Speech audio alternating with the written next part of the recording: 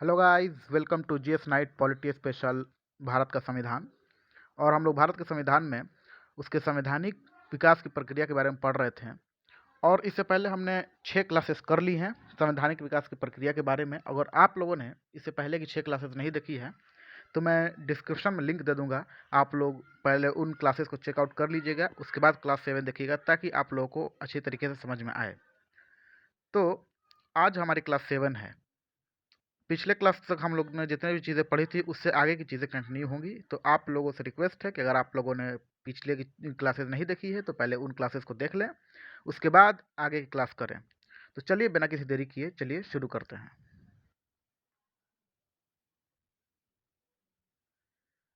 तो आज की क्लास में हम लोग क्या पढ़ने जा रहे हैं इस पर एक नज़र देखनी होगी हम लोगों को। तो आज की क्लास में हम लोग भारत शासन अधिनियम 1935, उसके बाद हम लोग क्रिप्स मिशन 1942, कैबिनेट मिशन 1946 और भारत स्वतंत्रता अधिनियम 1947 के बारे में देखने जा रहे हैं। तो चलिए बिना कोई देरी किए शुरू करते हैं। तो सबसे पहले बात आती है भारत शासन अधिनियम 1935 की। तो देखिए, भारत शासन अधिनियम 1935 जो है, हम लोग जानते हैं कि ये जो अधिनियम है ब्रिटिश इंडिया के जो प्रांत की जो सरकार थी, बाकी सब जो सरकार थी उसके उल्टे ये एक जो अधिनियम था, इसमें एकात्मक सरकार की बात की गई थी, एक केंद्रीकृत सरकार की बात की गई थी। इसका मतलब ये हुआ कि हर स्तर पर वही सरकार कार्यरत रहेगी। और पिछले जितने भी अधिनियम थे उनसे अलग ये जो अधिनियम है 1935 का, ये प्रांतीय स्वायत्तता की बात करता है। मतलब हर एक प्रांत अपने अपने रूप में स्वायत्त रहेंगे। और इस अधिनियम के एक महत्वपूर्ण बातों में ये भी आती है कि इसके द्वारा अल्पसंख्यकों को संरक्षण दिया जाएगा, अल्पसंख्यकों को संरक्षण प्रदान किया जाएगा। इस अधिनियम की एक महत्वपूर्ण बात है। और इस संरक्षण में अल्पसंख्यक कौन कौन होंगे? तो इस अल्प संरक्षण में अल्पसंख्यक मुस्लिम, सिख, पारसी, यूरोपियन एवं एंग्लो इंडियन समुदाय के लोग रहेंगे, जिनको पृथक प्रतिनिधित्व का प्रावधान दिया जाएगा। इस अधिनियम की एक महत्वपूर्ण बात थी। और इस अधिनियम में जो राज्य और केंद्र के बीच में जो सूचियां होती हैं, यानी कि विषय जो होते हैं, इनको 3 भागों में बांटा गया था। 3 भाग कौन कौन है? वो प्रथम जो भाग है वो होगा संघ सूची, दूसरा भाग जो होगा वो है संवर्ती सूची, और तीसरा जो भाग होगा वो होगा प्रांतीय सूची। ये 3 भागों को, विषयों को बांट दिया गया था इस अधिनियम के द्वारा। और इस अधिनियम की एक और महत्वपूर्ण बात थी कि केंद्रों और राज्य के बीच में अगर किसी विषय को लेकर के मतभेद होता है तो उस मतभेद को सुलझाने के लिए एक संघीय न्यायालय का भी प्रावधान किया जाएगा। हालांकि संघीय न्यायालय का प्रावधान तो किया जाएगा, ये बातें तो कर दी गई थी, लेकिन इसकी स्थापना नहीं हो पाई थी। इसकी वजह ये थी कि वे जो शाही राज्य थे उन्होंने इन सब चीज़ों के लफड़े या झंझट में फंसने से मना कर दिया था, क्योंकि उनका खुद का एक राज्य पहले से चल रहा था, तो वो किसी भी तरीके से भारत में मिलना नहीं चाह रहे थे। इसीलिए संघीय न्यायालय का जो प्रावधान था वो आगे जाकर सफल नहीं हो पाया था। इसके अलावा इस अधिनियम की जो महत्वपूर्ण बात है उसमें यह है कि हम लोग जानते हैं कि 1919 में भारत में द्वैध प्रणाली की शुरुआत की गई थी प्रांतों में। लेकिन जब 1935 का अधिनियम आया तो इस अधिनियम में प्रांतों में द्वैध प्रणाली को समाप्त कर दिया गया था, और इसके बदले केंद्रों में द्वैध प्रणाली की शुरुआत कर दी गई थी। यह है 1935 का अधिनियम की बात। और संघीय न्यायालय की स्थापना के बारे में हमने पढ़ लिया कि संघीय न्यायालय की स्थापना की बात तो कही गई थी, लेकिन शाही राज्य इस बात को मानने के लिए तैयार नहीं थे, इसलिए संघीय न्यायालय की स्थापना नहीं हो पाई थी। 1935 के अधिनियम की एक महत्वपूर्ण बात में यह भी आती है कि जो बर्मा जो था उस समय भारत के साथ था, भारत का एक अभिन्न हिस्सा था, उसको भारत से अलग कर दिया गया था 1935 के भारत शासन अधिनियम के अंतर्गत। बर्मा को भारत से अलग कर दिया गया और रिजर्व बैंक की स्थापना की गई थी 1937 में। 1935 का जो भारत शासन अधिनियम था, इसकी महत्वपूर्ण बातें यही थी जो हमने अभी देखी। तब चलिए, जब भारत शासन अधिनियम के बारे में जब ये प्रस्ताव आया कि ये चीज़ें आपके हमारे देश में लागू की जाएंगी, तो हमारे देश के जो सबसे पहले प्रधानमंत्री थे स्वर्गीय पंडित जवाहरलाल नेहरू, उन्होंने इस अधिनियम को कहा था कि एक ऐसा इंजन है जिसके चारों ओर ब्रेक्स हैं। मतलब कि अधिनियम तो अच्छे हैं, लेकिन इसको रोकने वाली चीज़ें, इसको आगे बढ़ने से, प्रगतिशील होने से रोकने वाली चीज़ें बहुत सारी चीज़ें हैं। ये 1935 के अधिनियम की महत्वपूर्ण बातें थी।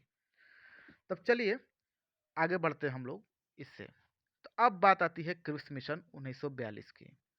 तो सबसे पहली बात देखिए, क्रिप्स मिशन के आने से पहले भारत के लोग भारत के लिए एक तो स्वतंत्र राज्य की मांग कर रहे थे कि भारत को अब स्वतंत्र देश बना देना चाहिए, और दूसरी बात, भारत में संविधान के निर्माण की बात चल रही थी। वो लगातार भारत में विरोध प्रदर्शन हो रहे थे कि भारत में एक संविधान निर्माण किया जाए।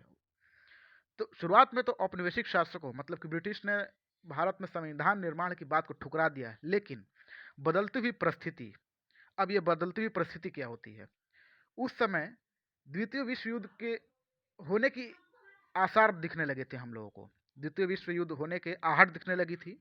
ये सबसे पहली जो परिस्थिति थी जो बदल रही थी।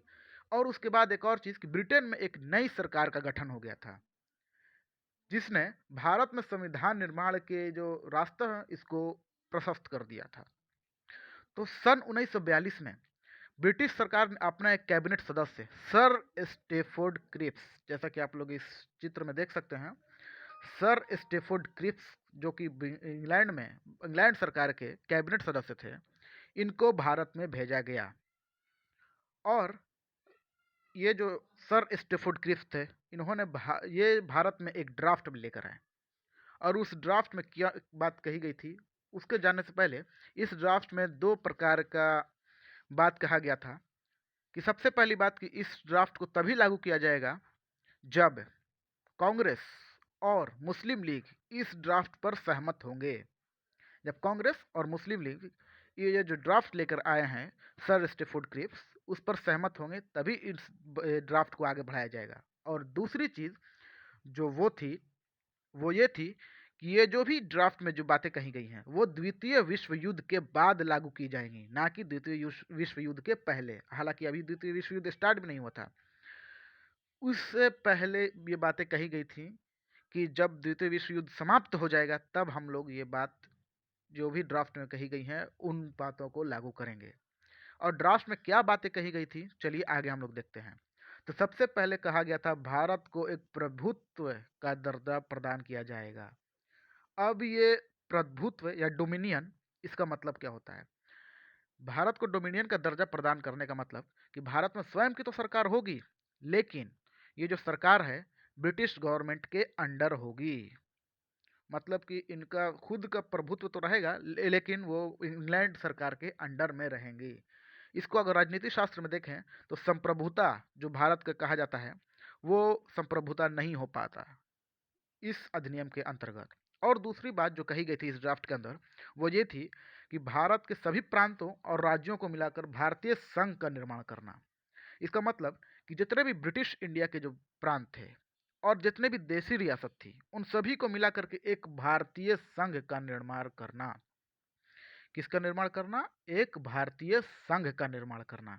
ये बात कही गई थी इस अधिनियम के अंतर्गत। और एक तीसरी बात कही गई थी जो क्रिस मिशन के अंतर्गत सर स्टीफुड क्रिस अपने साथ लेकर गए थे ड्राफ्ट में, वो ये थी कि निर्वाचित संविधान सभा के द्वारा भारत के संविधान की रचना करना, लेकिन जो प्रांत संविधान को स्वीकार करने के लिए तैयार नहीं थे उनको अपनी वास्तविक स्थिति बरकरार रखने की छूट थी। और इन प्रांतों को अपना अलग से संवैधानिक प्रबंध करने की भी छूट दी गई थी। ये बात जो थी क्रिप्स मिशन के अंतर्गत कही गई थी। अब जब ये बात सर स्टीफोर्ड क्रिप्स ने कही भारत के लोगों के सामने, अर्थात कि भारत के जो प्रतिनिधि थे जैसे कांग्रेस मुस्लिम लीग, उनके सामने जब ये बात कही तो दोनों ने ही इसे मानने से इनकार कर दिया। कांग्रेस के नहीं मानने की वजह यह थी, वो भारत को एक स्वतंत्र देश के रूप में देखना चाहते थे, भारत को एक स्वतंत्र राज्य के रूप में देखना चाहते थे। जबकि मुस्लिम लीग ने इसे मना कर दिया, क्योंकि इसके वजह यह थी कि मुस्लिम लीग जो है सांप्रदायिक आधार पर देश को बांटना चाह रही थी, अर्थात कि पाकिस्तान के रूप में अलग राज्य बनाने की मांग कर रही थी। और इस जो ड्राफ्ट है इसमें कहीं भी पाकिस्तान बनाने की बात नहीं की गई थी। उसके अलावा इन चीज़ों को तो हमने देख लिया। अब आगे देखते हैं कि इस मिशन की जो बातें हैं वो क्या थी। तो इस मिशन के अंतर्गत गांधी जी ने जब ये बात सुनी कि इस तरह का प्रावधान क्रिप्स मिशन के अंतर्गत लाया गया है, तो गांधी जी ने इसे साफ कह दिया कि ये एक अनादृत चेक है। अब ये अनादृत चेक का मतलब क्या होता है? तो अनादृत चेक का मतलब ये होता है कि ये एक आउटडेटेड चेक है, एक ऐसा चेक जिसका डेट समाप्त हो चुका है, इस चेक का कोई वैल्यू नहीं है। तो हमने क्रिप्स मिशन को भी अब समझ लिया, उम्मीद करता हूँ कि आप लोगों को समझ में आ गया होगा। अब चलिए आगे देखते हैं कैबिनेट मिशन के बारे में। तो देखिए, ब्रिटिश शासन ने भारतीय राष्ट्रीय कांग्रेस और मुस्लिम लीग के बीच जितने भी मतभेद थे उनको दूर करने के लिए कई प्रयास किए, लेकिन वो असफल रही। और लास्ट में ब्रिटिश सरकार ने कैबिनेट सदस्यों का दूसरा प्रतिनिधित्व भारत में भेजा, जिसको हम लोग कैबिनेट प्रतिनिधित्व या कैबिनेट मिशन भी कहते हैं। और इस कैबिनेट मिशन में 3 कैबिनेट मंत्री थे इंग्लैंड सरकार के। और वो तीन जो कैबिनेट मंत्री थे वो कौन थे? तो सबसे पहले थे लॉर्ड पथिक लॉरेंस, दूसरे थे सर स्टीफोर्ड क्रिप्स और तीसरे थे एवी अलेक्जेंडर। ये 3 कैबिनेट मिशन के सदस्य थे जो भारत में आए थे 1946 में। अब आगे देखते हैं कि इस मिशन की सिफारिशें क्या थीं। तो अब इस मिशन के अंतर्गत हम देखते हैं कि इस मिशन में सबसे पहली जो सिफारिश थी वो कहा गया था कि ब्रिटिश इंडिया और राज्यों को मिलाकर एक भारत संघ होना चाहिए। अर्थात ब्रिटिश प्रांत जो है और जो देशी रियासत है उन दोनों को मिलाकर के एक भारत का संघ होना चाहिए, संपूर्ण भारत एक होना चाहिए। और ये जो भारत देश होगा इसके पास स्वयं का रक्षा, विदेशी मामला और संचार के विषय पर कानून बनाने का अधिकार होगा। ये केंद्र के पास होगा अधिकार, जबकि बाकी सब जो चीजें होंगी वो केंद्रों और राज्यों में बराबर हिस्से में बांट दी जाएंगी। लेकिन संघ के पास कार्य प्रक्रिया और विधायिका होगी, मतलब कार्यपालिका और विधायिका संघ के पास होगी एक। और जो भी अहम मुद्दे हैं, सांप्रदायिक मुद्दे हैं या फिर सेंसिटिव मुद्दे जो हैं, उन पर विधायिका को निर्णय लेने का अधिकार होगा। कैबिनेट मिशन की बातें थी। जबकि प्रांतों के पास भी कार्यपालिका एवं विधायिका होगी और उनको उनके साथ समूह बनाने की छूट होगी। इस अधिनियम के बातें थी ये कैबिनेट मिशन की। तो उम्मीद करता हूं कि आप लोगों को यह समझ में आया होगा कि कैबिनेट मिशन की सिफारिशें क्या क्या थी। तो कैबिनेट मिशन की सबसे पहली सिफारिश ये थी कि ब्रिटिश इंडिया और राज्यों को मिलाकर के एक भारत का संघ होगा, मतलब कि पूरा एक भारत होगा।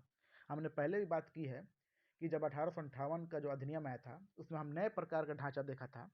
एक ढांचा था केंद्रीकृत और एक था विकेंद्रीकृत। केंद्रीकृत ढांचा क्या था? उसके अंदर ये थे कि जिसका शासन जो है डायरेक्ट ब्रिटिश गवर्नमेंट के हाथ में था, उसे हम लोग ब्रिटिश इंडिया कहते हैं।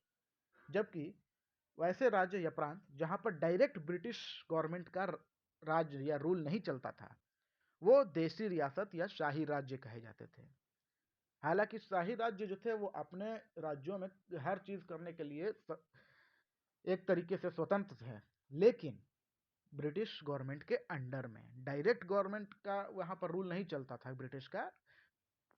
तो ये बात हमने समझ ली कि ब्रिटिश इंडिया और राज्यों को मिलाकर एक संघ होगा। उसके बाद हमने बात की कि इसके पास रक्षा, विदेशी मामले और संचार विषयों पर कानून बनाने का अधिकार होगा। मतलब कि जो भारत जो संघ बनेगा तो इसके पास रक्षा, विदेशी मामला और संचार की तकनीक के विषय में कानून बनाने का अधिकार होगा। और संघ के पास कार्य प्रक्रिया एवं विधायिका होगी। ये बात कही गई थी कैबिनेट मिशन में। उसके बाद कही गई थी कि सांप्रदायिक मुद्दे जो भी होंगे उस पर विधायिका को निर्णय लेने का अधिकार होगा। और प्रांतों के पास जो कार्यपालिका एवं विधायिका होगी उसके साथ समूह बनाने की उसे छूट होगी केंद्र को। तो ये बातें थी कैबिनेट मिशन की। तब आगे चलिए देखते हैं। अब बात आती है भारत स्वतंत्रता अधिनियम 1947 की। तो भारत स्वतंत्रता अधिनियम जो है, ये जो विधेयक है ब्रिटिश के जो कॉमन सभा है, मतलब कि पार्लियामेंट है, उसमें 4 जुलाई 1947 को प्रस्तुत किया गया था। 4 जुलाई 1947 को, जैसा कि आप लोग देख सकते हैं, 4 जुलाई 1947 को ब्रिटेन के जो कॉमन सभा है उसमें प्रस्तुत किया गया था। जबकि 18 जुलाई 1947 को ब्रिटिश सम्राट जो है उसकी स्वीकृति मिल गई थी इस विधेयक पर या अधिनियम पर। और मिलने के साथ ही ये जो अधिनियम है भारतीय स्वतंत्रता अधिनियम कहलाया। 18 जुलाई 1947 को इस पर स्वीकृति मिल गई थी। और ये जो अधिनियम है इसकी महत्वपूर्ण बात यह है कि ये जो अधिनियम है ब्रिटिश संसद ने इसे सबसे कम समय में पारित किया था। अब तक का सबसे कम समय में पारित किया जाने वाला जो अधिनियम है वो है भारत स्वतंत्रता अधिनियम 1947। उसके बाद बात होती है कि जो 14 अगस्त है, 14 अगस्त 1947 को भारत से एक पृथक राज्य बनाने की भी बात कही गई थी भारत स्वतंत्रता अधिनियम में, और वो जो पृथक राज्य होगा उसका नाम पाकिस्तान होगा, ये कि हम लोग जानते हैं। उसके बाद 15 अगस्त 1947 को जब भारत आज़ाद हुआ, तो उस समय जो भारत का जो सचिव था वो था लॉर्ड लेस्टोवेल। अब ये भारत सचिव क्या होता है हम पहले भी बात कर चुके हैं कि जब 1858 का अधिनियम आया था, उस समय हम जानते हैं कि ब्रिटिश जो सरकार थी उसने ईस्ट इंडिया कंपनी से शासन छीन करके अपने अंडर में ले लिया था, अर्थात भारत का जो शासन था वो डायरेक्ट ब्रिटिश गवर्नमेंट मतलब कि पार्लियामेंट से शासित होने लगा। और भारत के मामलों को देखभाल करने के लिए इंग्लैंड में एक भारत मंत्री या भारत सचिव होता था, और वो जो सचिव था उसके अंडर में भारत में वायसराय होता था। वायसराय भारत सचिव की निगरानी में कार्य करता था। तो ये जो 1947 में जब भारत स्वतंत्रता अधिनियम आया 15 अगस्त 1947 को, तो उस समय भारत के जो सचिव थे वो थे लॉर्ड लिस्टोवेल। ये एक महत्वपूर्ण बात है 1947 के अधिनियम की। भारत स्वतंत्रता अधिनियम 1947 की एक महत्वपूर्ण बात है। उसके बाद हम लोग ये भी जानते हैं कि भारत के जब संविधान का जब निर्माण हुआ तो इसकी रचना में लगभग 2 साल 11 महीने और 18 दिन लगे थे। 2 साल 11 महीने और 18 दिन, जबकि इसमें 63,96,729 रुपए खर्च हुए थे संविधान के निर्माण में। तो उम्मीद करता हूं कि आपको भारत स्वतंत्रता अधिनियम समझ में आया होगा। तो इसी के साथ मैं आप लोगों से विदा लेता हूं। इसी तरीके के वीडियो और भी देखने के लिए हमारे चैनल को सब्सक्राइब करना ना भूलें, और लाइक भी करें और दोस्तों के साथ शेयर भी करें, ताकि आप लोग इसी तरीके की और भी इंटरेस्टिंग वीडियो जीएस से संबंधित डेली लेते रहें। Thank you very much.